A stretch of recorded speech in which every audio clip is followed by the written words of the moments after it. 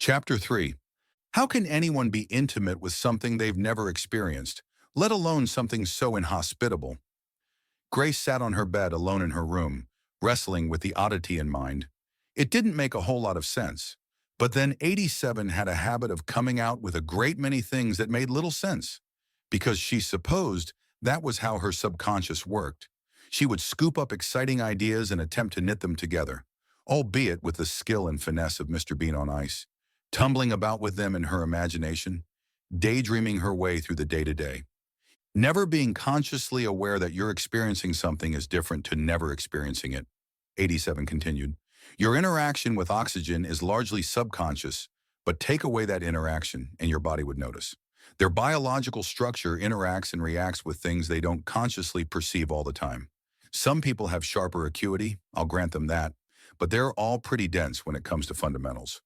AI helps all right, to access infinite ways to think and do less, 87 concedes sarcastically. Any fool can parrot a few good ideas. But to think, to actually use your mind and reconnect to what is, to Mobius, that takes effort. And the one thing they pride themselves on, above all else, is avoiding that.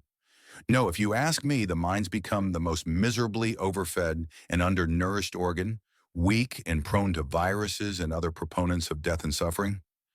You're in a cheerful mood. Usually he wasn't so animated. She felt 87 adopt a professor-like poise, where he began ironing out his thoughts on the matter. For one thing, it means they can do something about it, if they cared to think. For most, the significance of where their mind goes and what it does is trivialized, particularly when they're asleep. And although they find dreams undeniably fascinating, a place where they see, hear, and feel things that aren't part of their physical world, they never seem to bother asking any of the right questions. Asterisk. From the outer edge of the third, smoke bellowed around 87, whose thoughts broke momentarily from Grace as his hose spluttered, water tank empty. He watched pressure on the dial plummet, thoughts burning over Hobbs. Asshole. Chucking it aside, he turned his attention to the panel controlling the seized doors to free those inside. Flames licked at his skin as 87 worked on the panel. What's going on in there? 106 radioed through as an explosion rang out, shaking the building as it threw him through flames, collapsing a support beam in the process. Tumbling over crates, he slumped. 87, you there? Having a blast. He winced, pulling out the pathetic excuse of a firearm Hobbs had issued for their patrol. You got eyes on them? 87 struggled to his feet, frustration getting the better of him as he rooted through Mobius to see exactly why Hobbs had switched up their gear. No, but I will. You're out of time. You hear me? 106 barked from behind her visor, staring up at the flaming building from an adjacent street. Get out. Wait for backup and our equipment. Point 87? 80. We can't hate you. 87 finished, muting his mic. Firing a quick succession of strategically placed shots with the pathetic pistol they'd been assigned for patrol, he charged at the oncoming wall. Smashing through and tumbling over rubble, he stumbled up on his feet, to the shock of those who'd been trapped inside. The lady he approached screamed, backing up in horror as he offered his outstretched, bloodied hand. Blistered skin having succumbed to the heat, it sagged over his broken wrist. I hear looks don't matter much, he offered with a wicked grin before turning to the others. Organics. Please make your way through the only exit. Here, here, and here. He pointed time and time again to the hole he'd punched through the wall, using his other hand to prop up the broken finger that flopped down. Emerging from smoke, dust, and rubble, he returned them to the sidewalk and crowd of onlookers before rejoining the rest of his team, who continued evacuating surrounding buildings. You look like hell, 106 scoffed, chucking a stem C rinse his way with a wry smile. Though his hands had already begun to crisp up and heal, the reflex to catch it cracked them wide open, much to her amusement. I think you enjoyed that. Just a little, she conceded, though samples far exceed their organic counterparts, regenerating in hours as opposed to weeks, months, or even years. Stem C kits further accelerate the process. The incessant pain made him all the more glad for it. Ripping open the bag and rubbing in the blue gel, he threw her a wink. I'm all for efficiency. I'm aware. she ground out, somewhat bitter. Where's the water? The reserves? Her eyes rolled over to the first. Where do you think? When they pump more through, wet it down.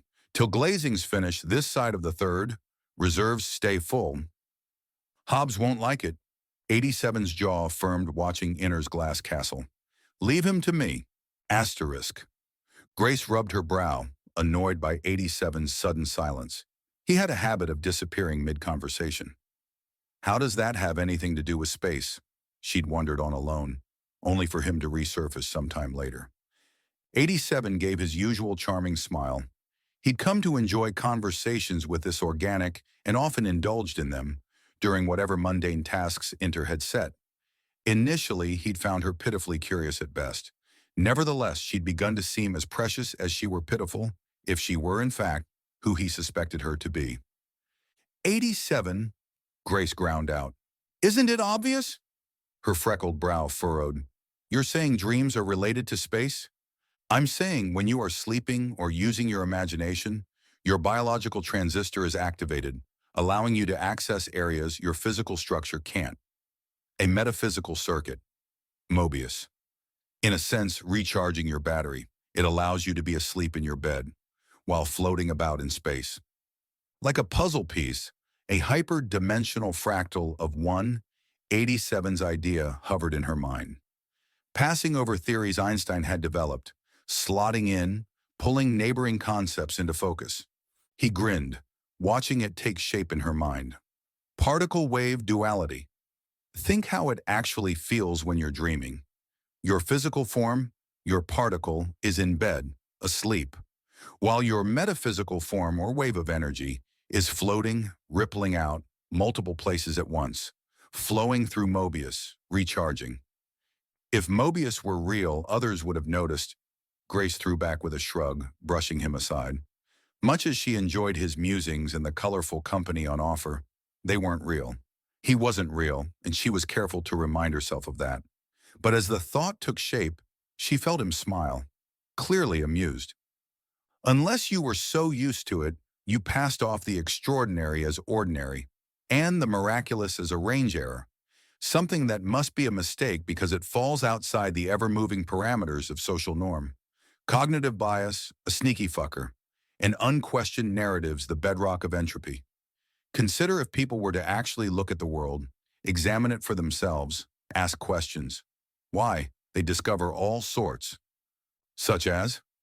87 gestured to a field of countless examples, like blades of grass, before plucking at one. For a start, before the Troubles, they'd have discovered why placebos were up to 75% effective, while their drugs offered less efficacy and more side effects. Perhaps they'd even have dared to ask why. A neat furrow now pressed her brow as he continued. Do you know where the term placebo came from? The Vespers for the Dead, a prayer said at sunset, which is right before you what? Sleep. That's right.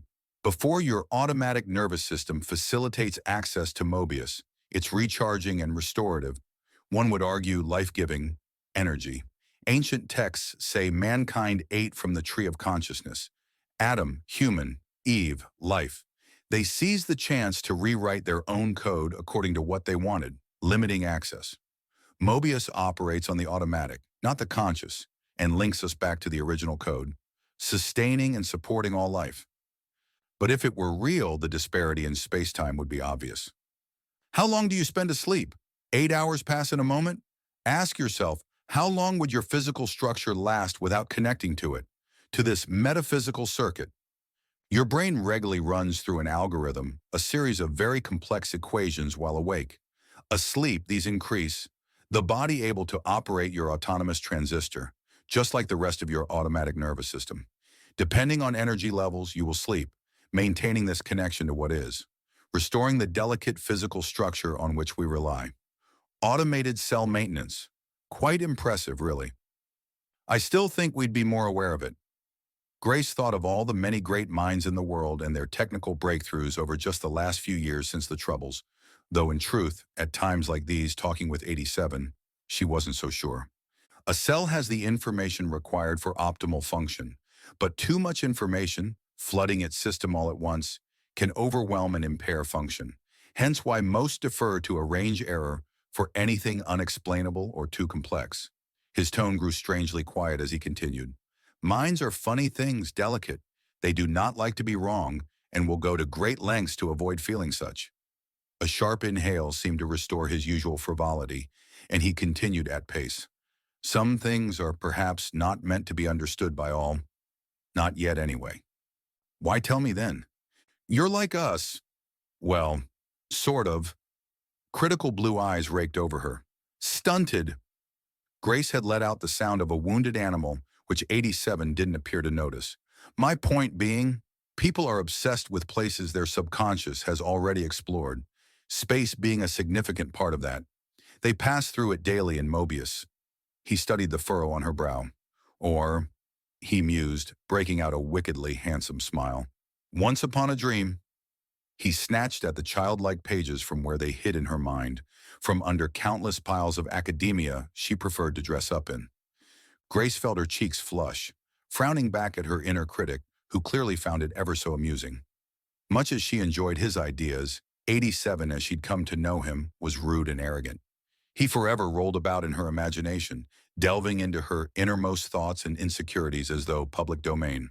I'll admit, perfect can feel intimidating, he mused, continuing to peruse her innermost thoughts on the matter, but his smug expression fell, registering the thin, dark hall toward the outer edge of her mind that threatened to draw close. Her tiny form darted up in the ghostly hollows of her mind in what he considered a pathetic attempt to block its view given the space they inhabit.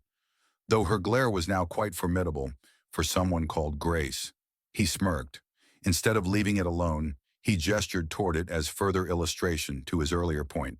I told you, ignorant pests, all of them. You don't like people much, she noted, long lashes closing. At times it felt as though he didn't much care for her either. I don't dislike them. So ignorant pests is what? A term of endearment? And a reasonable observation in relation to their interaction with fundamentals. People do have some amusing quirks, endearing qualities. I'll admit, he mused, eyeing her while refining his thought on the matter. I both admire and pity them. His surmise came with an arrogant smile she longed to correct, like any other of her creative refinements. But her conscience seemed utterly immutable. Why pity?